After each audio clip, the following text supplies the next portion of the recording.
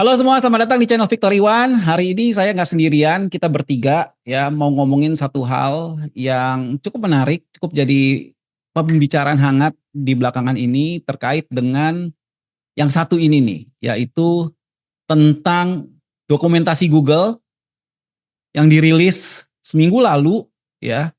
Saya share screen ya.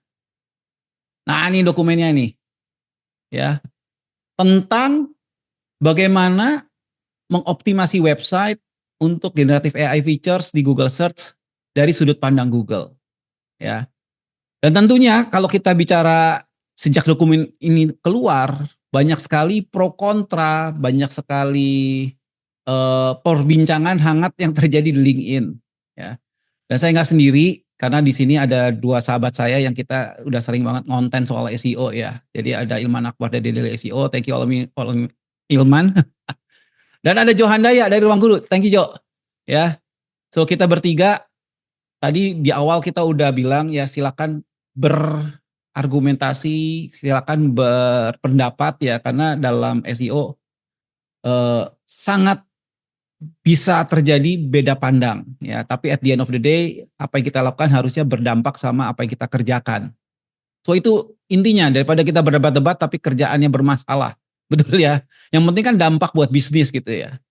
Oke, saya akan mulai beberapa slide ya untuk kita sama-sama punya eh, gambaran yang sama terkait dokumentasi ini dan pandangan kita tentang Google ke depan. Ya karena kalau kita bicara Google tentunya kita ngelihat oke ke depannya mau dibawa kemana. Dan untungnya hari kemarin, persis 1 hari kemarin dari rekaman ini dibuat, itu baru ada 1 event, ya ada 2 event sebenarnya. Ada Google Marketing Live dan Google I.O.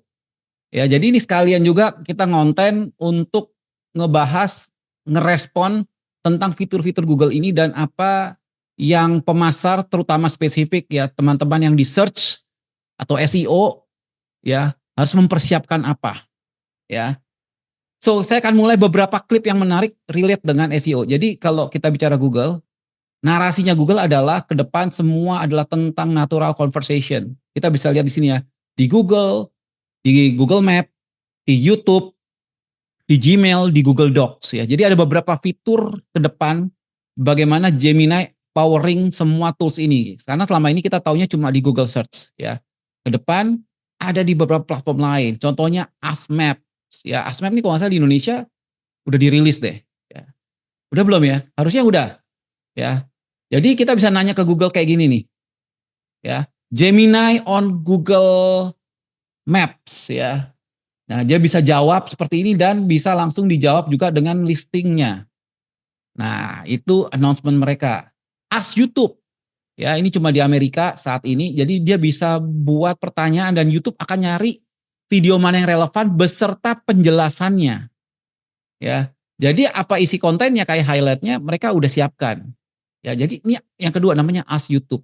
Ya, nanti ada namanya Google Docs Live, tapi saya nggak bahas karena nggak relate dengan search engine. Ya, jadi semua bahkan ada sesuatu hal yang dia tidak rilis di Google I.O. tapi dia rilis di Google Marketing Live yaitu Ask Advisor. Jadi buat kita yang iklan gitu ya, nanti kita mau dari Google Ads, kita mau dari YouTube, kita mau dari Google Business Profile, itu semua terintegrasi dan kita bisa nanya dan AI-nya bisa tahu konteks dari ketiga aset itu tadi. Wah itu keren banget sih, itu keren banget ya. Tapi paling enggak dari Google I.O. kemarin sebuah narasi sudah Google rancang bahwa akan ada namanya fitur Ask ya. Ask Search, Ask Maps, Ask YouTube dan lain sebagainya ya. Kemudian ini announcement mereka bahwa per hari ini ya Google Search sudah dirilis dengan Google Gemini 3.5. Ini rilis model Google terbaru ya. Di mana ada namanya agentic capabilities dari informasi yang mereka punya ya. Ini contoh ya, jadi kalau sekarang udah bisa upload gambar nih, ya mirip kayak kita ngomong sama ChatGPT, jadi bisa upload gambar, upload file dan lain sebagainya mereka cari, ya. Kemudian nanti di sini, nah ini udah rilis nih, harusnya ini global dia bilang. Jadi kalau di komputer saya sih udah bisa ya. Nah, kemudian mereka punya namanya information agent, tapi ini bakal dirilis. Information agent tuh apa? Dia lebih kayak experience user untuk misalnya keep me update tentang harga saham atau harga barang segala macam. Jadi agentnya ini akan bekerja. Ya kalau sampai ada perubahan harga dia akan kabarin gitu. Oh harga ini udah turun. Atau kita yang suka nyari, ya ini misalnya contoh ya di sini ya. Ya. Jadi ada agent yang bekerja sesuai perintah kita. Ya. Jadi kita suruh dia cari informasi tentang ini sampai nanti ini atau harganya turun ke harga sekian. Cari di Shopee barang A ya yang gimana sampai harganya sekian gitu. Nah, itu bisa tuh. Ya, jadi kalau ada perubahan harga kita bisa ngikutin. Ya, keep me update bla bla bla bla bla bla bla bla gitu ya. Itu demonya mereka kemarin ya. Jadi ada namanya information agent in search. Ya. Nah, ini yang buat bisnis nih. Ada katalog di sini nanti akan ada muncul graphics ya. Ada gallery ya. Artinya apa? Sebuah announcement mereka yang menarik adalah bagaimana mereka punya tools yang namanya anti-gravity. Anti-gravity itu adalah tools buat vibe coding tadinya, tapi udah ditaruh di dalam AI mode. Jadi selama ini kita kalau pakai search, itu kan widgetnya mirip-mirip ya. Ke depan widgetnya tuh bisa beda-beda, tergantung personalisasi orang sampai di sini contohnya dia bikin weekend planner ya. Jadi dia bikin weekend planner, build planner bisa berubah seperti ini. Jadi misalnya saya bikin planner, Joe bikin planner, Bro Ilman bikin planner, hasilnya bisa beda-beda. Ya, jadi ini bakal jadi satu experience search baru. Makanya kemarin gue ingat Bro Ilman lu kan update tentang search everywhere kan. Ya, search experience gitu ya, search everywhere gitu ya. Ini kayaknya satu hal yang gue ngerasa bahwa the future of search bakal seperti gini, lebih ke experience-nya, bukan cuma blue links lagi. Ya, karena kalau orang-orang udah biasa ini dan ini yang dibawa sama Google, ya bisa-bisa. Nah nanti butuh pandangan kalian nih. Si Blue Links ini nasibnya gimana kalau ini semua dirilis ke Indonesia gitu ya. Ya, ini juga ada nanti di Gemini namanya Daily Brief. Dan kita bisa tahu ya Daily Brief itu keren banget. Jadi hari ini mesti ngapain, cek email mereka segala macam. Jadi udah productivity levelnya naik dengan platform Google. Dan kalau kita lihat ekosistem Google itu selalu di search hari ini ada dua, ada information, ada iklan. Makanya nggak tepat kalau kita cuma nonton Google I/O tanpa kita nonton Google Marketing Live. Ya jadi Google I/O bicara soal teknologi baru mereka apa, mereka flexing gitu kan. Oke ke depan kita akan gini, ke depan akan gini. Tapi kita mesti lihat juga Google Marketing Live. Ya gimana sih Google dapat duitnya nih dari kita, dari advertiser terutama karena pendapatan mereka tertinggi kan dari iklan. Ya. Jadi di sini mereka udah announce ya bahwa ada namanya unique, that's the SEO yang kita tahu, helpful SEO yang kita tahu, tapi ada satu yang mereka sebut di sini dalam presentasi mereka di SEO best practice yaitu agent ready. Ya. Artinya apa? Artinya sekarang kita sebagai SEO, sebagai orang yang setiap hari ngulik di search, ini sesuatu yang kita mesti put attention ya karena harus agent ready. Kenapa agent ready? Pertama, ya kita bisa lihat iklan ke depan, iklan Google Ads ke depan itu udah nggak bicara lagi ngesetting headline, ya, ngesetting description, landing page. Kenapa? Karena ini narasinya, ini sponsor narasinya dibuat sama mesin langsung. Ya, kalau lihat video saya 2-3 hari lalu sama Bro Calvin Teja, nanti bisa lihat ya di video sebelumnya. Tuh saya tampilin tuh ada paten Google tentang gimana AI membuat halaman. Dan ini rasanya salah satu implementasinya. Ya, karena ini langsung dikarangin sama si AI mode-nya, tapi sponsor. Keren ya. Ya, ada namanya nanti direct offer. Ya. Ini juga sama. Ini bukan dikarang sama pengiklan, ini dikarang langsung sama si AI mode. Nah, jadi kenapa kita bilang di sini agent ready? Berarti ada satu sisi kita mesti siap-siap untuk membuat situs kita dibaca sama mesin untuk AI. Ya. Nah, ini ada lagi. Ini namanya nanti iklannya namanya leads business agent. Ya, jadi misalnya sekolah ada ask question. Nah, dia bisa kayak gini, dia bisa tanya jawab, bahkan bisa langsung bikin form sendiri. Wow, gue ngeliat ini gila. Menarik kenapa? Karena ini ekosistem yang sama saat kita lihat search hari ini. Jadi ada organic result, ada iklan, dan ekosistemnya ini langsung di Google. Ya, jadi ini it's a groundbreaking. Ya, nah ini adalah klip tentang search-nya.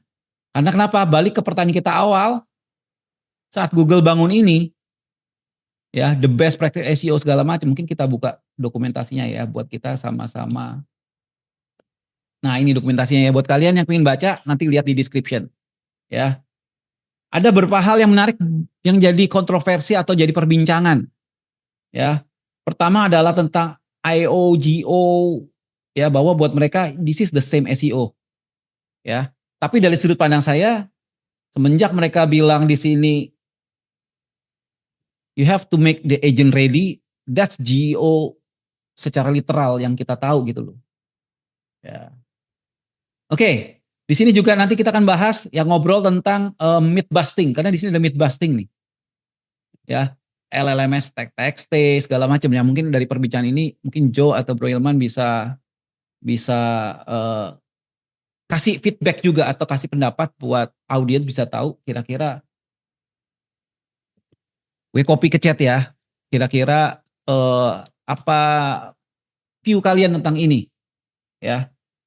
Tapi kita masuk ke topik hangat dulu nih. AOGO, AIO, sekarang ada lagi namanya SVO, Search Visibility Optimization. Marketer emang hebat-hebat. SVO, oke. SVO, Search Visibility Optimization. Ya, oke.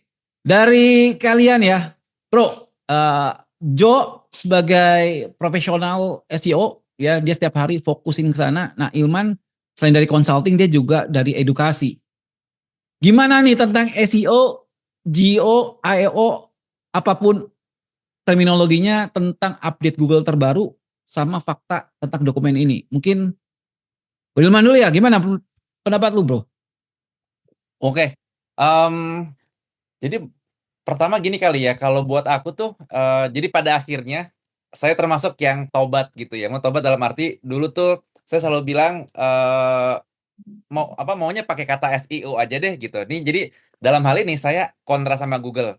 Karena kalau menurut Google SEO optimasi AI untuk muncul di AI overview, AI mode itu disebut SEO, ya nggak apa-apa, bener.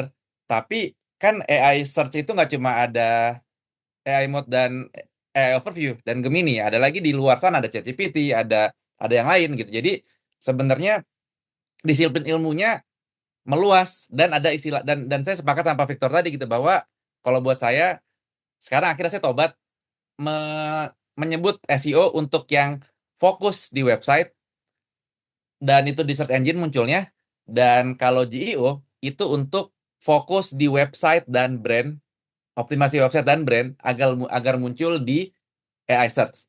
Dan dua area itu punya tujuan dan punya dampak bisnis yang berbeda dan impact yang berbeda. Jadi buat starter itu dulu kali Pak Victor. Jadi saya sepakat SEO dan GEO itu dipisah. Berarti saya tidak sepakat sama Google, which is understandably karena Google kan ngomongin cuma di tempatnya dia. Ya udah, silakan. Tapi di tempat lain itu harus punya nama yang berbeda karena fokusnya berbeda, matriksnya berbeda dan dampak ke bisnis juga berbeda. Itu dulu buat awal. Dan gue sempat ngomong sama tim juga ya. Kadang-kadang kalau kita berpikir SEO, kita berpikir langsung Google. Tapi begitu kita ngomong GEO, berpikirnya ada ChatGPT, ada segala macam. Jadi kayak bisa jadi nih egonya Benar. Google. Benar. Ya, Ini tapi BTW ini ada satu artikel lagi Pak yang keluar sejenak langsung habis Google bikin postingan tersebut, bikin guideline tersebut. Di LinkedIn juga banyak yang merayakan, oh bener kan GEO cuma SEO doang gitu kan. Nah, tapi Michael King dari iPull Rank itu iPull Rank ya. bikin artikel yang ya sebenarnya dia ya sebenarnya tanda kutip against, cuma memahami bahwa itu emang Google punya interestnya dia sendiri, tapi kalau menyebut the whole picture of optimizing for AI yang lain-lain itu ChatGPT segala Sebentar, lu macam. kirim, gua share ya, boleh ya? Ya, silakan. Oke, gimana? Lanjut. Nah, jadi inti ceritanya sih dia mengkritisi lah bahwa si Google menyebut SEO menyebut Geo itu sebagai SEO doang gitu ya. Dia tidak Google kan tidak mau menyebut sebagai non SEO. Itu bertentangan banget dengan yang si Microsoft punya guideline sendiri gitu ya.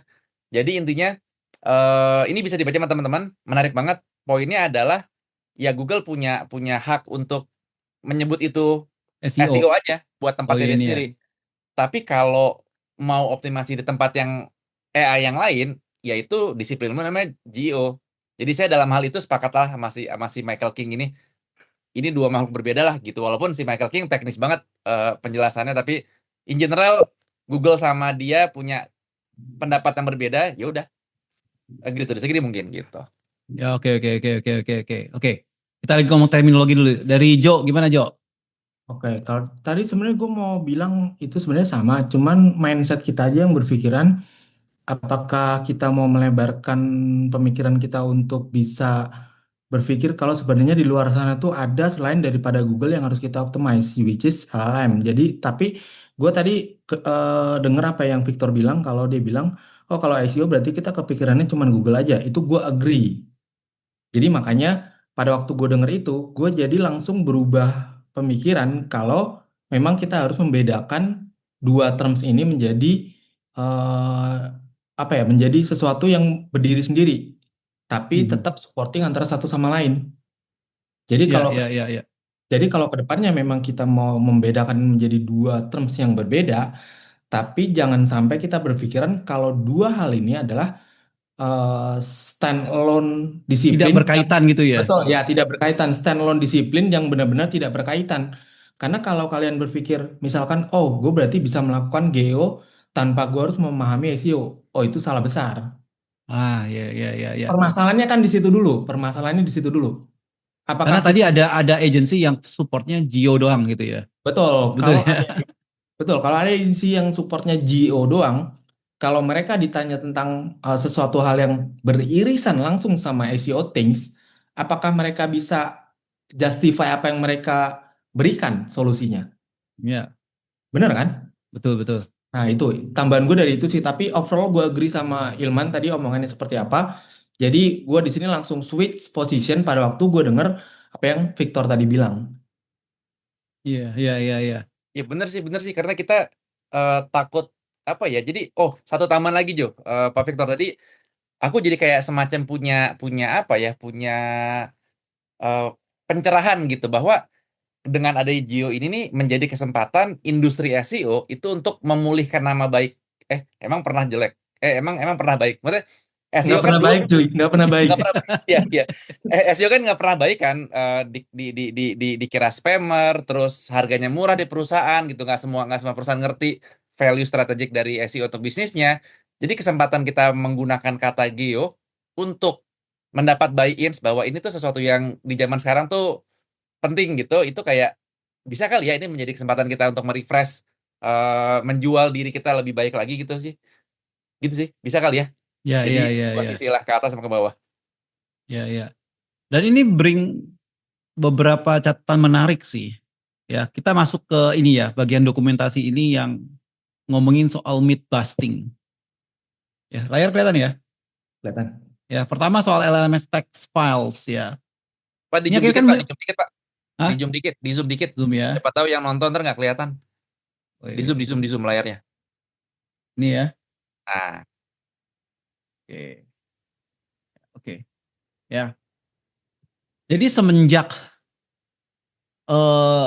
semenjak ada GO, ya kan. Nah, ini nih dia nih, ya kan. Ada inisiatif-inisiatif baru kan. LLM STXT itu termasuk salah satunya. Makanya gue pernah posting dulu bulan November kalau nggak salah ya. Even di Doxa sendiri ada tuh doxadigital.com/LLMSTXT ya. Tapi kalau kita lihat hari ini kan ada, kalian pernah dengar grounding page project belum? Apa tuh? Pernah dengar gak? Ini. istilah grounding sih tahu kalau di LLM ya, tapi grounding page project nggak tahu. Iya, apaan tuh? Ini juga ada beberapa, ada standar, Oh, ya salah. usulan ini ya, usulan apa namanya standar ya. Untuk ngurangin halusinasi segala macam, jadi kayak bikin halaman Baru eh, tahu. buat AI. Ada beberapa orang udah mulai adopsi, beberapa bisnis mulai adopsi. Ya, karena untuk mengurangi halusinasi jadi dibikin structure segala macam. Nah, ini boleh nih nanti nih. Ya. Oh, Kita kulik ya, kita kulik bareng. Gue juga baru ngulik soalnya grounding page project ini. Ya. oke, gue save dulu nih apa nih? Ya, jadi grounding page project.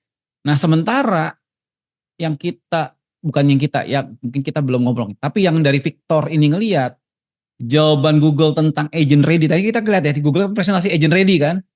Ya. Itu bicara soal web MCP. Nah, ini ada nih web MCP. Kan dari Google sendiri. Karena Google punya pandangan web MCP biasa itu untuk back end, web MCP itu buat front end. Ini dari Google nih. Jadi web MCP itu kayak ngasih atribut di form kita, button segala macam tentang ini buat apa sih gitu. Ya. Jadi kenapa si Google bisa ngasih LMS ada special markup ini masalah. Ini sebenarnya propaganda buat gue loh ya. Kenapa ya? Kenapa? Karena kalau kita lihat Google punya web MCP ini bahkan di Chrome udah dikasih. Kalau kalian masuk ke Chrome Flex ya. Ini tanpa kita tahu nih web MCP. Udah ada di Chrome. Ya kayak mereka bikin sesuatu gitu kan. Mereka do sama ini kayaknya kenapa web MCP ini lahir dari Google DeepMind punya teknologi namanya Project Mariner kemarin. Ya. Ngasih background ini kalau kalian lihat video yang kemarin sama Calvin Teja, gue udah bikin catatan di sini. Ya. Tapi kalau kita lihat web MCP seperti apa? Web MCP kemarin ada tutorial lah.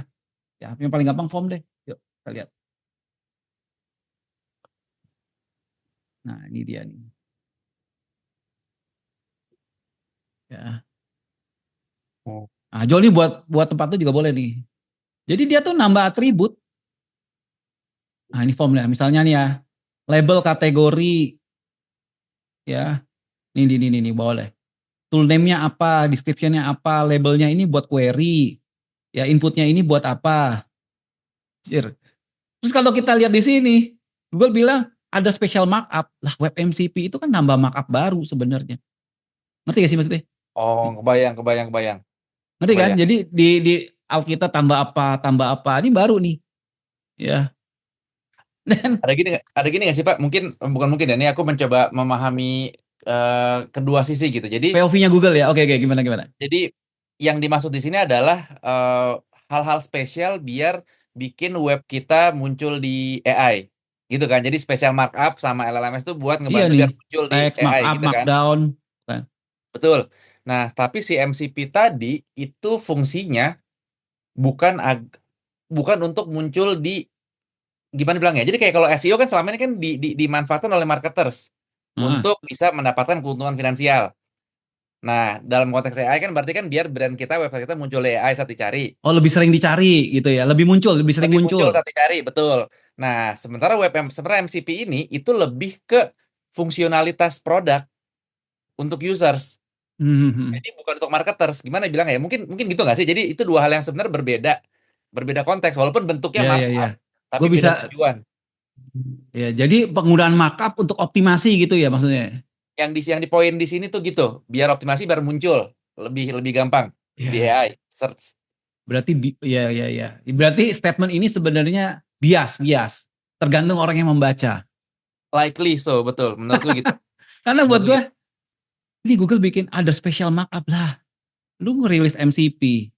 Kemarin masih beta sih, sekarang masih beta gak ya? Ini bisa dibilang WPNCP itu kayak cuman different name of schema aja nggak sih sebenarnya? Eh bukan kalau skema dia kan satu file khusus, kalau web itu nempel di elemennya. Oh. Web Ya. MCP ngebantu buat web kita biar dioperasiin agent AI ya, gitu itu Jona ya. Iya, karena kan Google bikin Google Agent. Si Gravity itu maksudnya. Bukan ini Google dia rilis baru nih. Oh, Nih. Kalau lu lihat di bawah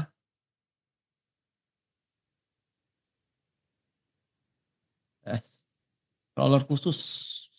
pakai bahasa Inggris Pak. Kadang yang Maka bahasa tolong Indonesia pakai suka bahasa kagak. Inggris deh, gue bingung deh bacanya deh. Iya. Betul. Selain bingung suka kagak update yang bahasa Indonesia, belum diupdate. Nah, nih Google Agent. Google Agent Google. ini baru ada bulan Februari kemarin. Nah, orang kalau nggak Oh, perhatiin iya. dia nggak aware sih. Coba ya kita lihat ya. Google rilis Google Agent Crawler. Kapan ya dia rilis ya? Februari tuh. Bentar. Nih. Oh, Maret. 26 Maret. Akhir oh, Maret. kayaknya ini yang spesifik tadi kali yang tadi Pak Victor tunjukin di depan tuh, kayaknya kalau minta bikinin ini gitu. Nah, itu yang masuk ke web kita buat Yes, narik yes. data kali ya. Berarti memvalidasi GEO sebenarnya kan. Kayak lu mesti punya sesuatu karena gue punya crawler baru nih. Seakan-akan menurut Iya, gue iya, kayak iya. gitu. Karena Iya, kalau iya. lihat di story-nya kan ada si MCP ini kan. Nah, ini mainan baru nih. Nah, kalau gue bilang mainan baru berarti ini ladang buat kita konsultan make money sebenarnya. Nah, gue kalau gini diomelin sama si Jo. Kayak gue bisa pitch ke orang, oke, Google Agentic Ready, lu harus ada web MCP-nya. Dan kita make money baru gitu. Menurut gua. Jadi kadang-kadang gini, salah satu kemudahan pakai GEO kalau buat gue sisi komersil juga ada. Ini gue harus akui ya. Karena kalau lu ngomong ke klien GEO kan kayak spesifik kita ngomong AI search kan. Hmm, Betul kan? ya. Ya. Jadi anak sales ngejelasin itu cepet gitu loh. Oh, mau GEO gitu kan. Awalnya kayak gitu. Ya, tapi gue ngeliat ya udahlah. Dan Pak, dan bisa dijual lebih mahal nggak GEO dibanding SEO? Bisa Margin karena margin. harus SEO. Iya, oke. Jadi margin lebih bagus ya. Iya, iya. Oke, Ini gue oke, ngomong oke. komersil nih. Nanti Ya, Jo silakan kritik. Ya karena ya kadang ya lu kalau mau GEO doang kan harus ada SEO-nya, kecuali nggak tahu ya kalau ada service lain yang emang dia bisa jual GEO doang ya good for them lah. Ya tapi kalau kita kan prerequisite-nya memang harus SEO kan. Sepakat ya Berilman ya. saya Ya Jo sepakat. ya, benar kan? Ya. Ya jadi oke, kita bicara soal satu myth soal LMS ini ya balik lagi ya ke kalian yang nonton video ini ya. Kalau kalian ngerasa dokumentasi ini bias, ya mungkin ya itu terjadi tuh akhirnya. Si Ilman bisa melihat dari sudut pandang lain yang gue ngerasa waktu ngebaca ini. Wah, ini Google luar biasa deh. Dia bikin teknologi, dia rilis diam-diam terus dia sekarang ngomong nggak ada tuh special markup. Padahal kita lihat di web MCP, that's new markup. Kalau gue bilang gitu kan. Ya, chunking Sebenarnya konten. Ya, dia bilang nggak butuh nih, lu bikin konten di chunking kecil. Nggak ada namanya page length, no ideal page length. Nah, ini juga sebenarnya gue sempet mau protes dalam hati, kenapa? Karena Google nge-chunking konten, itu gue bisa lihat di, bentar ya gue buka API link ya. Kalian tahu kan ada API link yang April itu Yang kan? tahun lalu kan?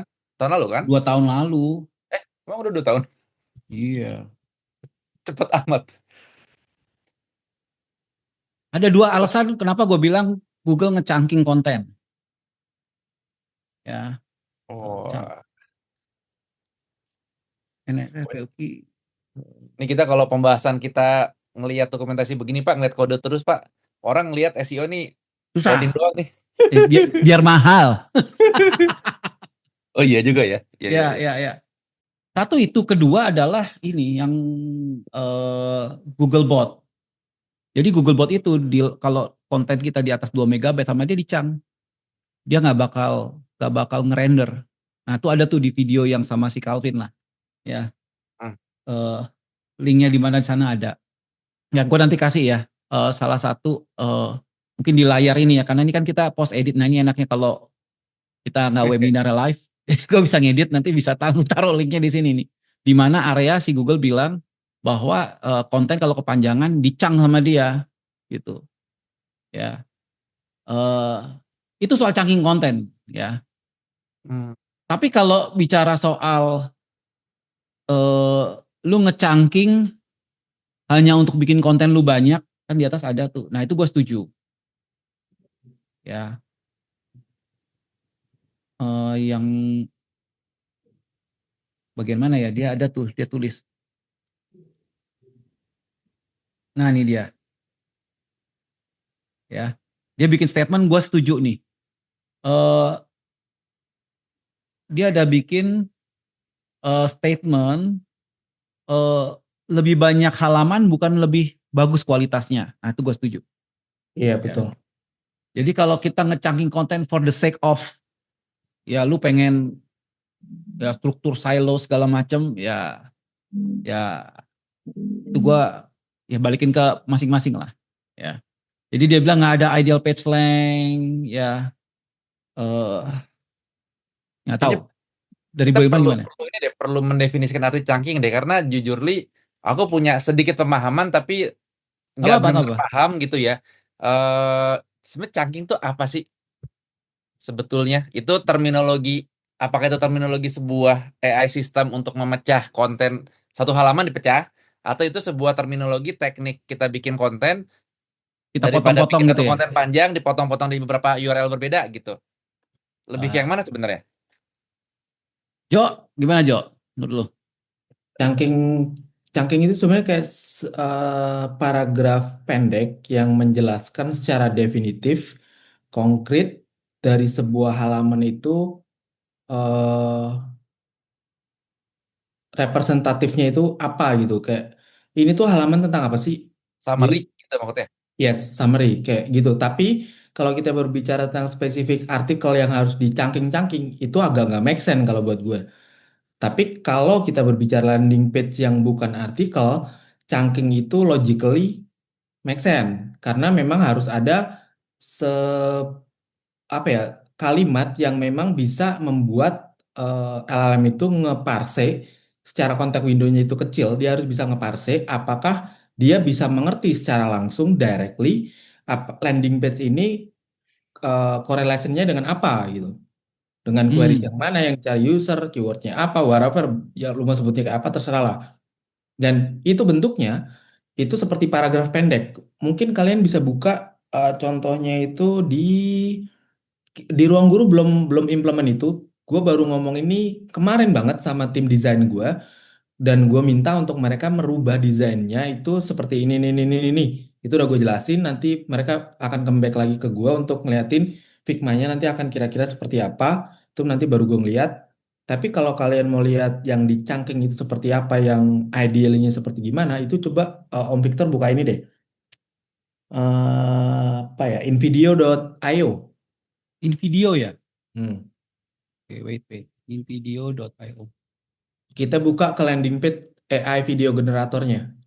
Wait. Ini gue share ya, biar yang In lain bisa lihat. video. Eh, nggak ada bos. In video. In video, in video biasa. Video. Video. Iya, Video. invideo.io. Oh, gue video. Video.com ya. Hmm. Video.com. Ini bukan? Yes, coba masuk ke InVideo AI itu yang di navbar atas tuh, di Ini? hover, masuk ke AI video generator. This one? Yes, Video Oke. general. yes itu. Itu lihat nggak? Itu yang namanya chunking tuh seperti itu. Yang di atas tuh sub, di bawah headline. Ini. Yes, definitif, konkret, yang dia lakukan apa? Oh, I Di see, I landing see. page ini. Atau sekarang buka magiclight.ai homepage-nya. Magiclight.ai. Yes. Magic Magic tulisan Magic Light-nya biasa Magic Light. L Light I and Tank. LIGT bener kok. Bu, ketik aja biasa Magic Light AI coba di Google. Nanti Oh, dikasih ke Magic Light cahaya Pak, Magiclight.ai. cahaya. iya cahaya itu maksud gua. Nah, Ini. iya itu. Tapi bukan itu yang itu SEM-nya yang tahu ke landing Ya, page. Bukan. bayar dia. Maaf, maaf dulu. Nah, Udah itu. bayar balik lagi keluar lagi. Lihat nggak itu di bawah headline-nya itu lihat lihat nggak di bawah headline-nya Ini. kecil. Yes, itu yang maksudnya chunking untuk sebuah landing page cara definitif, konkret. Landing page ini tuh lu mau convey apa gitu loh. Itu yang nanti Oh, dibaca sama si LLM. ya. Mungkin ada dua ini kali ya, ada dua apa namanya, ada dua perspektif kali ya. Kalau dalam ini kan sebenarnya udah lumayan kayak best practice user experience kan. Jadi ada headline, ada sub headline kan. Yes. Itu kayak udah best practice dari dulu, mempermudah apa orang buat tertarik gitu.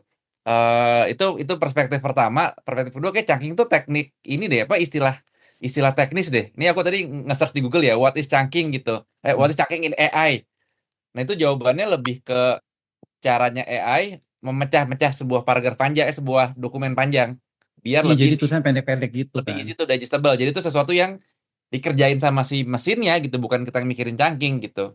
Itu yang Betul, perspektif kedua sih. betul. Makanya gue bilang itu nggak make sense kalau kita berpikir chunking itu untuk sebuah artikel. Makanya Google itu berbicara in general buat konten yang untuk user first dulu. Ngerti nggak maksudnya? Iya, Kenapa iya, gue iya. bilang nggak make sense? Kalau kita chunking-chunking itu di sebuah landing page yang artikel, make sense nggak sih? Jadinya lucu nggak kalau kita berpikir seperti itu? Kayak tergantung ini kali ya. Kalau kayak daripada bikin paragraf bertele-tele misal gitu ya, banyak filler words-nya, mending to the point gitu, nggak banyak filler words-nya. Itu chunking juga bukan, atau cuma sekedar ini. Itu gue eh setuju, itu gue setuju, itu gue hmm, setuju, itu termasuk chunking. Jadi jangan berpikir seperti orang SEO zaman dulu, SEO writer ya dalam tanda kutip, yang dia bertele-tele di paragraf awal itu nggak tahu dia ngomongin apa, baru dia isi paragraf intinya adalah di bawah-bawah gitu nggak. ya, Tapi point of view-nya harus dibalik di atas. Itu nanti Hmm. yang akan dipecah-pecah sama si LLM. ya. AI-nya, betul. Itu yang nanti akan pecah-pecah. Nah, gimana kita untuk membuat itu biar bisa diparse dengan mudah? Bikin paragraf biasa sebenarnya itu sama aja nggak sih? Nah, itu balik Yang ke to the point teknik. paragrafnya. Bener nggak sih? Atau harus kita bener-bener chunking yang berpikirnya untuk AI gitu? Kan nggak make sense. Jadi tulisannya aneh nggak sih sebenarnya? Atau gimana menurut kalian? Gue nggak ngerti. Kalau tadi baca artikel si Michael King tadi ya, Hmm? dia dasar emang orang teknik, apa orang-orang teknis ini kayak si Michael King nih aku ngelihat mirip kayak Kore Pak, modelnya Pak. Mirip kayak Pak Pixel gitu, kayak suka Hmm. ngulik yang teknis banget gitu. Jadi menurut dia tuh sebenarnya namanya artikel, namanya konten itu mesin tuh ngebacanya dengan mathematically Yes, betul. gitu gitu kan.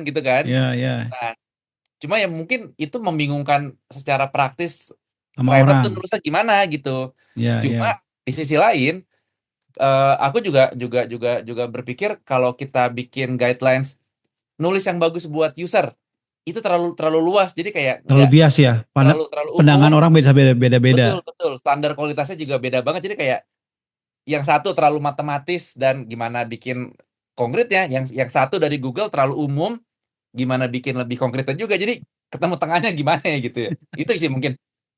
Ya, at the end balik ke framework sih. Kalau gue punya prinsip gini, gue ngomong sama writer gue juga. Ya, yang penting kalian punya framework, bukan impulsif. Ngerti gak? Kalau nulis impulsif kan ya tergantung mood. Yang namanya framework itu adalah pattern yang kalian ulang. Nah, patternnya jelas dan ada hasil ya lakukan. Karena gue juga nggak mau bikin writing guideline yang kaku sehingga hasilnya kayak berpola terus gitu. Jadi kan satu, ya kalian jadi nggak kreatif gitu kan. Gitu. Karena at the end gue selalu berpendapat, ini kalau kita nulis ya, eh kalau mau bilang subject expert, lu mau dalam-dalaman sama AI belum tentu menang gitu loh. Iya, Bener bener. kan? Ya. Apalagi writer agency kayak kita. Ini kita to be very honest, kan gue di channel Victor bukan channel Doksa. Ya. Lu dapat klien misalnya sekolah, SEO sekolah.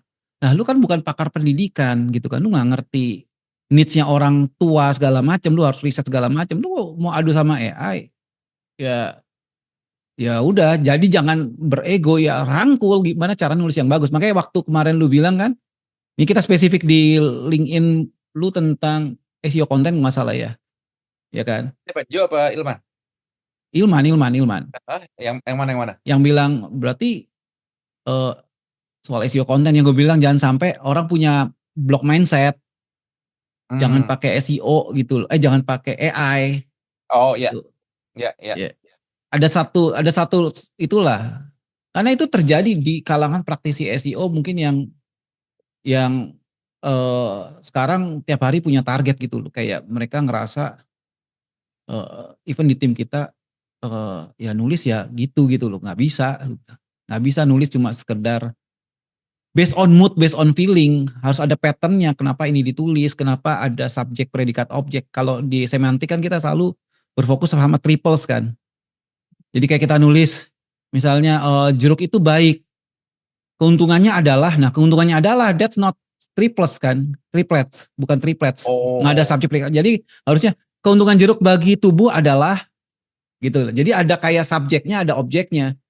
Ya, jangan cuma ngomong keuntungannya adalah titik dua atau kelebihan titik dua, pros titik dua gitu. Anda dari sudut pandang semantik itu nggak bikin pattern kata gitu. Kayak si AI butuh effort karena di patternnya Google juga bilang AI ngelihat sebelum dan sesudah kalimat itu keluar gitu loh. Cuma masalahnya kalau lu bikin sebelum sesudah kan berarti computingnya jadi butuh lebih banyak. Kan goal kita bikin konten yang lebih murah diproses gitu kan. Makanya ada subjek predikat objek karena dasarnya adalah AI itu nganut prinsip bahasa. Bahasa kan kayak gitu ya. Jadi harus patternnya tuh harus lebih baik mempermudah AI memproses kalimat daripada cuma ngomong keuntungannya adalah. Karena berarti kalau kita ngomong keuntungannya adalah si AI mesti ngeproses ulang nih sebelumnya ngomong apa, sesudahnya ngomong apa gitu kan. Ya, ya. Gitu.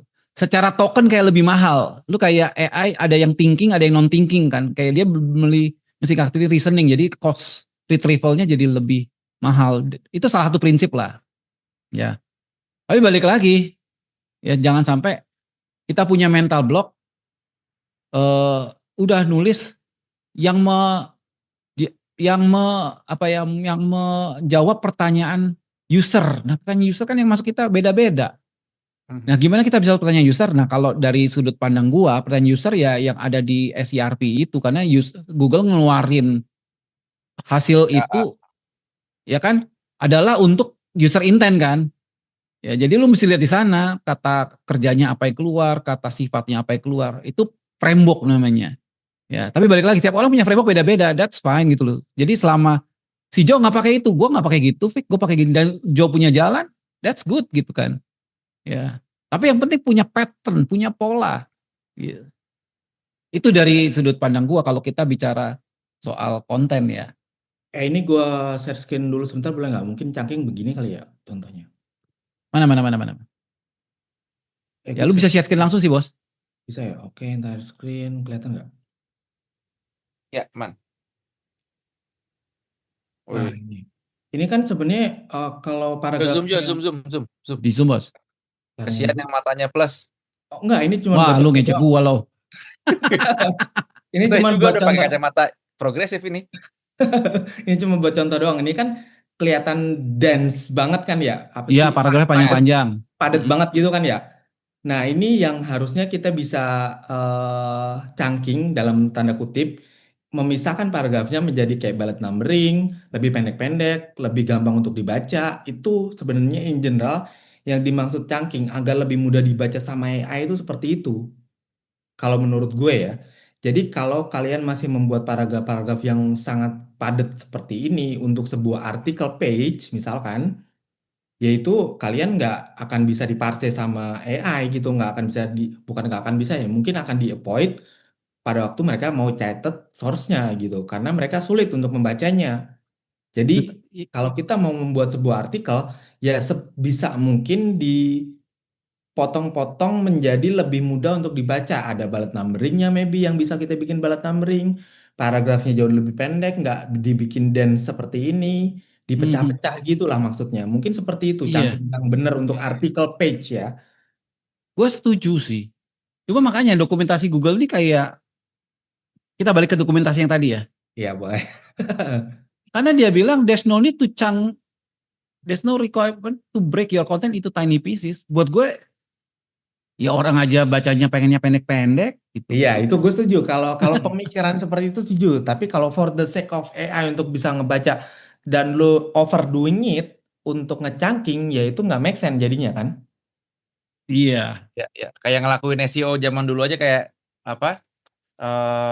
Keyword density. Mungkin arahnya Google nggak mau gitu kali. Kita Iya ngelakuin. betul. Analoginya sama seperti itu, Ah, ah. betul. Ya. Baru Oke, poin kedua.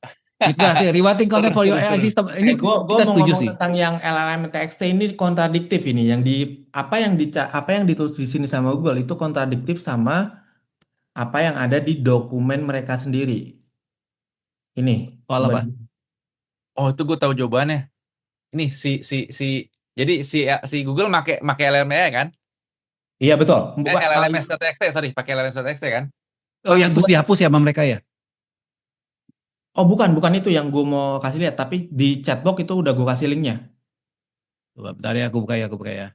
Ya, itu kan dia bilang nggak usah pakai gitu-gitu kan LMS file gitu kan. Tapi kalau yang gue kasih lihat linknya itu dari Google juga, scoringnya itu pakai LMS ke bawah dikit, ke bawah dikit, ke bawah dikit, ke bawah, ke bawah, ke Oh, ini bawah. ada yang web SCP juga nih udah masuk nih. Yes, tuh ada tuh LMS stabilitas dan visibilitas. Ganti ke bahasa Inggris dong, please.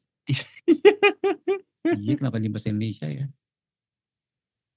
Oh, Oke, bawah-bawah. Nah, tuh stability and discoverability tuh. Ada LMS untuk scoring weight-nya. Bener. Ini ini apa ya. sih? Oh, ini agentic. Oh, ini agentic browsing. Oh, gue tahu jawabannya kayaknya. Apa tuh? Jadi again mirip kayak tadi poin yang pertama tadi Jo. Mirip kayak poin yang tadi pas Pak Victor ngomongin MCP.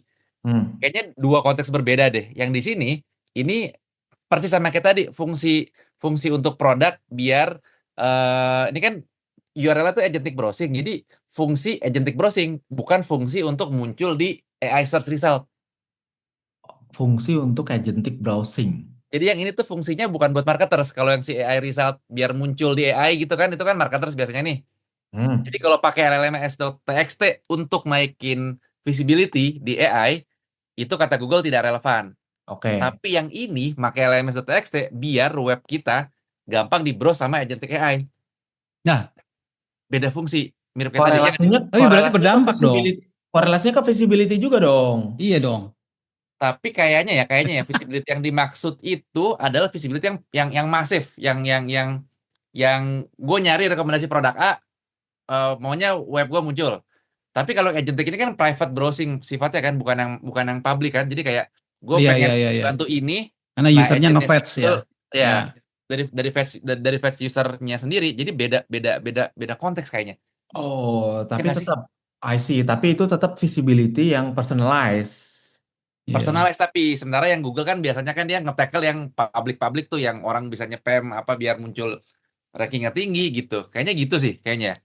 Iya, iya, Oh, iya. I Setelah see. itu read. Google baru saja membuat kita bingung juga berarti ya. Karena gue baru tahu tuh ternyata di LLM text dia ada di dokumentasi dicatat juga. Jadi Dan itu bukan Google Search sih. Jadi kayaknya emang kayaknya beda beda tim. Google gede banget lah, Pak. Ini tim ya, ya, Chrome nih. ya. Karena mereka juga sempat nambahin LLM text di dokumen search kan. Terus sama Hmm. si John Mu dihapus. Iya, betul. Itu sempat itu ke Ada capture itu. sama orang ke gap. Loh, lu Ada. bikin juga Itu ternyata. kan viral ya. Iya, Nah, itu sempat. baru-baru ini si Lily Ray nanya di Twitter. Tuh aku baru share di chat ya. Iya, Kayaknya itu gue baca itu. jawabannya si Johnmu, oh oke. Fungsi bukan buat muncul di AI search resultnya dia gitu. Fungsi berbeda. Makanya aku jadi Ada. jawab, oh ini konteksnya beda nih gitu. Oh, I see. Kebayang. Iya, iya, iya. Itu kan, oh ini ribet banget ya emang dunia. Nggak bisa apa dolar murah gitu biar hidup enak gitu nih. SEO aja begini banyak ininya. Ini apa ini? Akun LinkedIn siapa ini? Anjing. Customer success, Bo. Ini real person apa bukan, Pak? Akun HR. Ya udah gitulah. Akun HR. Ya, biasa kalau lagi nyari karyawan kan gue suruh ngebus. Kalau ngebus pakai Victor kan berarti mereka mesti punya akses ke gua. Iya, capek balesnya ya. Iya. Oke, lanjut ya. Menarik menarik, saya juga baru tahu nih ada beginian fungsi agentic AI Makanya, itu. Oke. ya. Oke lah, beberapa ya tapi gua nggak semua disagree sih. Kayak misalnya lu rewrite content for just AI system ya, that's waste of time sih. Nah, itu Ya, hubungannya tadi yang gue bilang tentang chunking itu korelasinya ke situ kan jadinya. iya, iya, iya. Iya Di iya sini iya. gua setuju, walaupun ada beberapa area gua nggak setuju. Ya, seeking in authentic mention ini kan kayak Backlink. backlink, PR release segala macem Oh, kan. kalau itu gue bilang itu bacot sih, Mas. Orang Iya, blogger bayaran banyak banget ke mention AI kok, anjir. iya. Ya. Dia lupa Oke. soal pakar SEO Indonesia. Pokoknya pokoknya yang penting satu adalah untuk saat ini yang works adalah kalau mau faster result untuk GO, ya lu bayar aja blogger udah gitu aja sama media PR. Berarti in authentic mention dong. Ya bodo amat, yang penting Nah works. makanya ini Makanya gue bilang, kan gue sempat bilang analoginya tuh kayak Google is a product, ya. Kayak Toyota keluarin mobil, ada user guide, ada guide panduan buat mekanik gitu loh, ngerti ya? Ya. Jadi kalau user guide kan lu diajarin nyetir mobil yang bener, ganti oli segala macam yang bener gitu. Tapi kalau mekanik kan lu diajarin gimana cara ini kompresor ganti apa tekanan di kopling, RPM segala macam yang hal-hal kayak gitu yang mungkin mereka nggak mau orang jadi bias gitu loh. Karena kalau dia nggak keluarin gini, orang beli backlink segala macam. Menurut gua takutnya di gaming aja sistemnya. Ya. Ini Ya. menurut gua. Jadi in authentic mention yang semua SEO ya ada press release segala macam. Jadi ya tinggal main frekuensi dan quantity aja kan. Jadi terlalu over itu jadi inauthentic. Kalau mainnya cantik, otentik. Iya. Ya, velocity jadinya kan. Dan selalu diingat bahwa Joget dong. Iya. ini nggak cuma works di Google, ini kayak di Perplex, ChatGPT juga kadang-kadang ke pick up gitu kan. Ya. Ya. Overusing structure data. Over focusing on structure data. Ya. Gimana menurut kalian? Ini terakhir nih, myth busting. Itu Structure Konon data tidak dibutuhkan untuk generative AI. Nggak ada special markup bla bla bla bla. Ya ini kan di SEO. konon ini ada dua kan AI kan ngelakuin dua hal nih. Pertama tren apa dia ngebaca sorry dia makan banyak data untuk training modelnya gitu kan, atau yang kedua saat kita nanya dia akan RAG akan nge-search di internet gitu kan. Nah yang pertama itu kalau aku pernah baca itu semua HTML tuh di strip, jadi benar cuma baca teks doang. Makanya di konteks pertama nih, si AI LLM model itu belajar memahami pola tuh dari kata-kata itu jadi nggak ngaruh tuh si structure data karena di strip semua tuh cuma teks doang. Nah, tapi yang kedua yang nyari ngelakuin web search pas nge-grounding gitu ya RAG itu. Nah, itu yang aku nggak tahu sih apakah dia baca structure data apa bukan. ada Ini study. sebenarnya oke, kita tuh soalnya sekarang ada beberapa orang, gue bisa mengerti ada teman gue yang di cohort itu kayak dia minta si agentic dalam ini dia pakai Comet atau pakai Cloud Code atau apa suruh bikin structure data buat satu halaman. Nanti ya suruh browse terus semua possible structure data dipakai gitu. Termasuk structure data yang tidak direkomendasi atau tidak ada dalam dokumentasi Google Search gitu. Ya, ada tuh kayak misalnya organisasinya didirikan kapan segala macam. Mungkin itu kali ya. Jadi kayak ya tapi kan skema itu kan sebuah standar baku yang disepakati dibangun oleh Google, dibangun oleh Microsoft segala macam kan kayak sebuah inisiasi bersama gitu kan. Ya. Jadi overfocusing tuh kayak mungkin takutnya si Google dipakai sama agent-agent kayak kayak kita-kita ini buat nge-markup harga kali ya, buat wah lu butuh ini sehingga bener gak sih? Aku Gua ingat gua aku nggak ingat apa, contoh lanjut. apa aja lanjut lanjut. Lo dulu aja Ilman, nggak apa, lanjut. Gue inget ini kalau serat data tuh satu hal yang tiba-tiba keingetan karena gue pernah dapet calon klien yang requestin apa kayak gini, itu nambahin FAQ skema. Karena Oh, nambahin FAQ skema dan nambahin FAQ beneran gitu. Jadi ada teksnya beneran, question, answer, dan nambahin skema FAQ di belakangnya. Konon itu membantu muncul di AI search. hmm, Itu yang tiba-tiba aku ingat itu FAQ skema markup. Dah, oke. Kalau kalau bener nggak Ju? ya itu benar. Kalau kita memasang FAQ di landing page apapun misalkan, terus kita taruhin skema, itu dia akan bisa ya kayak gitu. Cuman gue selalu bilang sama setiap orang kalau gue ngajarin orang, skema itu analoginya pada waktu lu ngomong ke bocah, bocah ini adalah Google Bot misalkan, atau AI agent, ini korek. Dia secara naluri, kalau dia nggak pernah ngelihat korek, dia nggak pernah tahu ini namanya apa. Tapi kita kasih tahu langsung ke dia, ini adalah korek. Dia akan bisa nge-echoing apa yang kita bilang, oke, ini adalah korek. Jadi ini namanya apa tadi? Korek. Oke.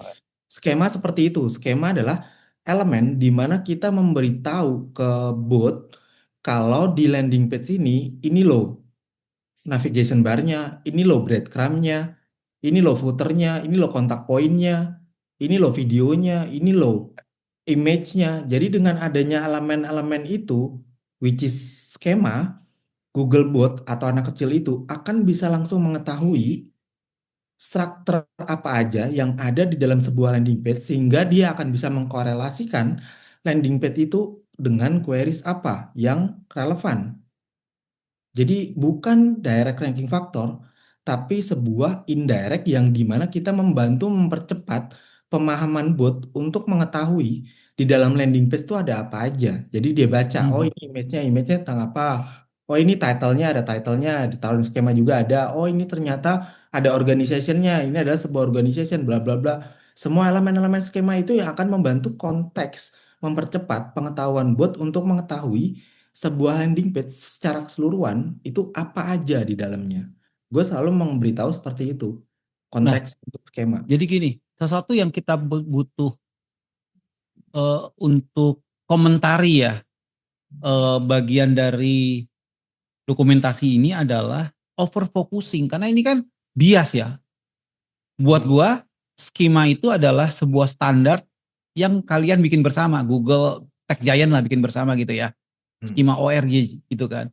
Nah, kapan kita bisa bilang overfocusing? Kapan nih sebenarnya ya ini kayak ya udah lu bikin-bikin aja. Contoh ya, kalau di e-commerce tuh ada namanya potential action.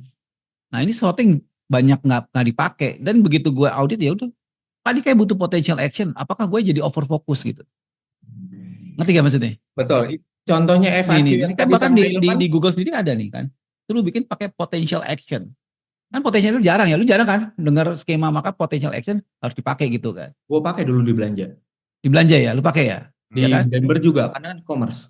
Tapi kan jarang. Kayak kayak lu kayak bawaannya WooCommerce atau WordPress kan nggak dipakai potential action gitu kan. Dan Betul. kalau saat kita minta pakai, apakah gue jadi over focusing atau enggak? Jadi over focusing ini kadang bias. Jadi kadang ada orang yang malah nyuekin atau sebenarnya nggak usah ngomong gini sih, dokumentasi Itu. ini gitu loh. Gue mencoba untuk mengkorelasikan overfocusing ini sama tadi contohnya Ilman, FAQ skema. Kenapa orang terobsesi untuk masang FAQ skema dan di setiap landing page itu kalau dibikin ada FAQ stylenya di dalam sebuah landing page produk itu misalkan terus ditaruhin skema, orang SEO itu akan berpikiran kalau di search result nanti akan keluar drop down yang bisa nge-push kompetitor ke bawah. Jadi cuman punya kita aja yang kelihatan. Begitu kan tujuannya sebenarnya. Nah, itu yang menjadi overfocusing di abuse sama orang. Hmm. Ya Jadi, FAQ lah. kena, Makanya FAQ dimatiin sama mereka kan. betul, karena dari hal seperti itulah yang membuat, ya gue dalam hal ini mungkin Google berpikir ulang, ini kayaknya nggak, nggak substantif, apa sih substantif untuk masangin FAQ skema, karena Mhm. dibuat seperti ini sama orang gitu loh. Karena FAQ skema itu seharusnya adalah memang untuk halaman FAQ aja, Hmm. bukan dibuat untuk halaman-halaman produk landing page yang kalian sengaja modifikasi ada FAQ stylenya. Ya ya ya ya ya ya ya. Beda loh tujuannya. Oke oke oke oke oke. Kalau buat di Tapi zaman AI sekarang gimana Jo? Si FAQ ini karena kalau yang zaman sebelum ada AI kan FAQ markup kan biar muncul gitu kan dan habis itu di take down sama Google. Hmm. Nah kalau di zaman AI itu kalau nggak salah tangkap gitu ya, gue sendiri juga belum pernah ngelakuin sengaja gitu ya.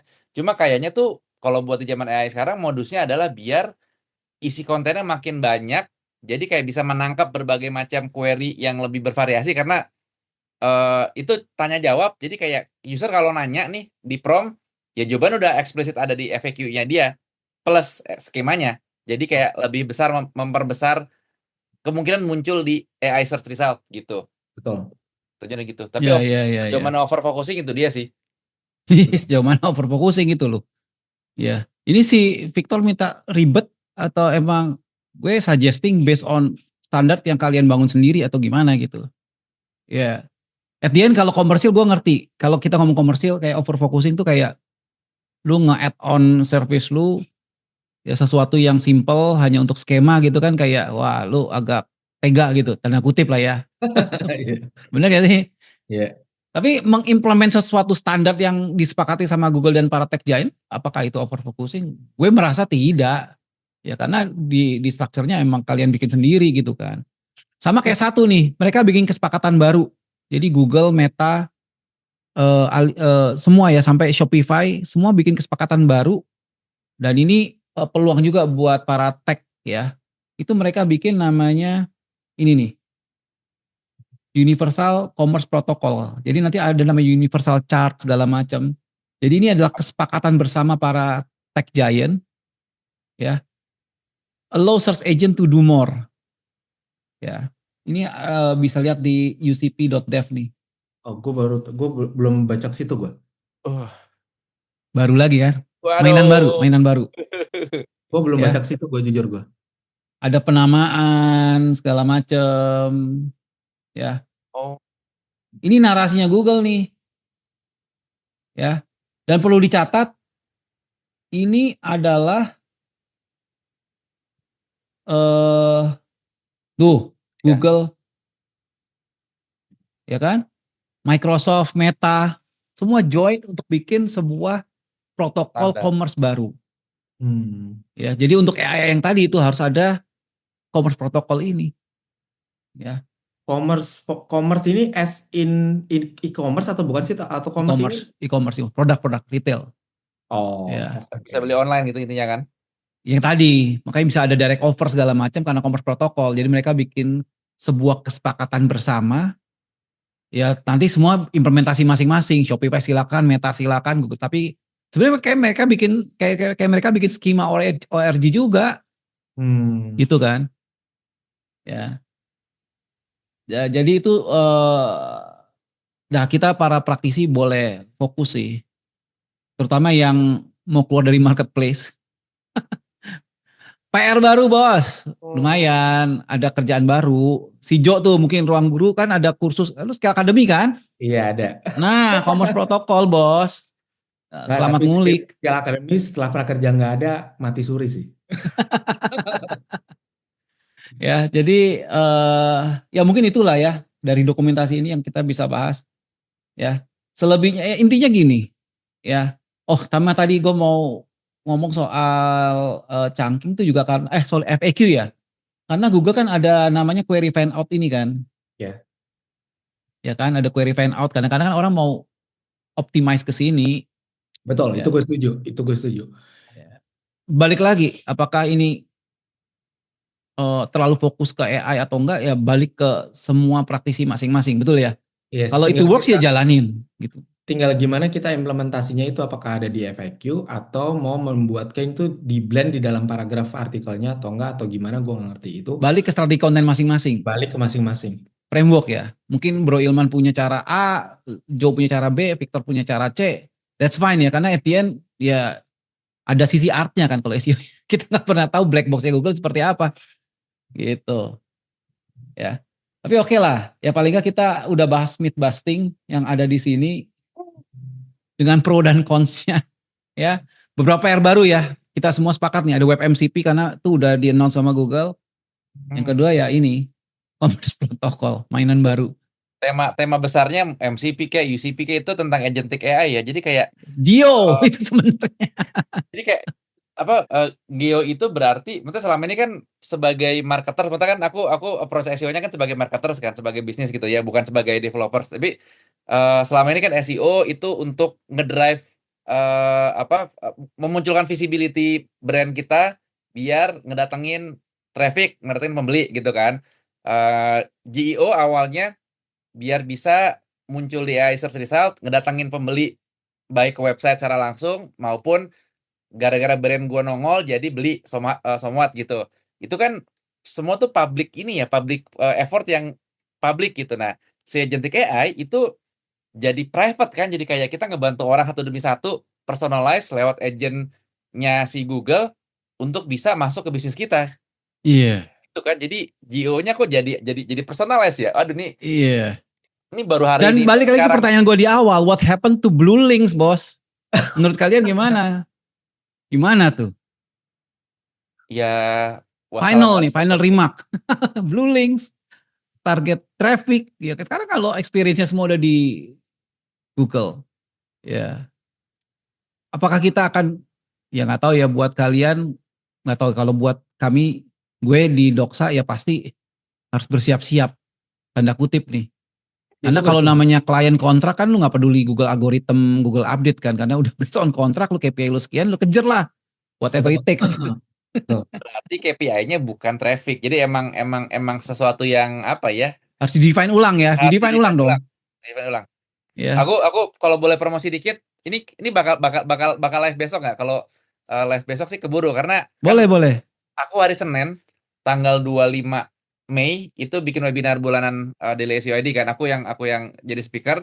Eh, semua understandingku tentang Geo gitu ya dari acara kemarin tuh kayak wah ternyata lumayan jadi makin clear gitu. Kayak aku hari ini di LinkedIn tuh bikin posting itu aku umpetin buat dibahas hari Senin. Jadi kayak emang bener-bener matriksnya SEO dan Geo tuh beda. Terus kayak KPI-nya pun juga nggak bisa punya target traffic doang. Harus ada something else. Jadi kayak memang harus nge-redefine ulang sih. Semua nih bisnis harus dikasih iya. ekspektasi Dan yang ada technical tambahan kan buat AI. Kayak tadi web MCP kan technical tambahan buat AI kan. tergantung goalnya kali ya kembali ya. Karena kalau goalnya buat muncul doang sih nggak perlu sedalam itu. Tapi kalau goalnya bisa sampai apa tadi ngebawa atau apalah itu beda lagi sih. Jadi ya tergantung goalnya lah. Menurut Iya. Daftarnya di mana, Man? Gue ikut dong. Wih, di mayarnya Daily SEO ada dailyseo.mir.id. Daily SEO. Tulis linknya dong. Buat nanti kita taruh di video. Jadi buat kalian nonton video ini sebelum hari Wah. Senin tanggal berapa sih? Senin 25. Ya Pas sebelum tanggal bagian 25 ya ini bisa jadi referensi. Tapi kalau udah tanggal 25 nggak tahu lu jual rekaman nggak? Nggak enggak ya? jual rekaman jual Nah, hanya untuk yang beli. hanya untuk yang beli ya. Ya udahlah. Itu udah di-chat tuh, Pak. Jo. Ya udah. Oh, Nanti lihat di layar ya. Gue udah kayak content creator. Lihat di layar. Ya, linknya akan ada di layar. Ya. Silakan join. Ya. Bahas soal Geo ya berarti ya. Spesifik Ya, ya. ya. Mantap. Dibikin judulnya nggak Gio doang tapi kayak Marketing in the Age of AI Search. Wih. Wes. ini kapan sih? 25. Berarti lu harus ngeklip beberapa keynote di I.O. tuh. PR lu tuh. Oh, coba ntar gue lihat ya. Aku belum Ya. belum ngeliat situ sih. Masih fokus ke dari acara kemarin tuh insight-nya apa aja. Acara Asref. Yang I.O. belum Oh. tambahin deh. Iya karena I.O. tuh kan Oke. kasih gambaran dalam short term nih kayak Google mau kemana kan. Karena mereka semua agentic sekarang.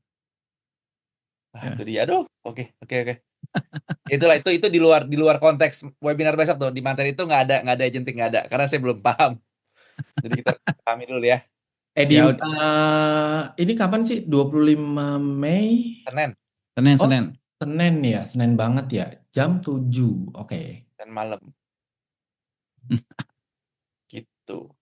Saya Sip. bikinin kode kupon khusus deh Pak Victor deh buat penonton biar Buat yang dapat nonton YouTube ya. ya. Saya tambahin Oke. ntar deh.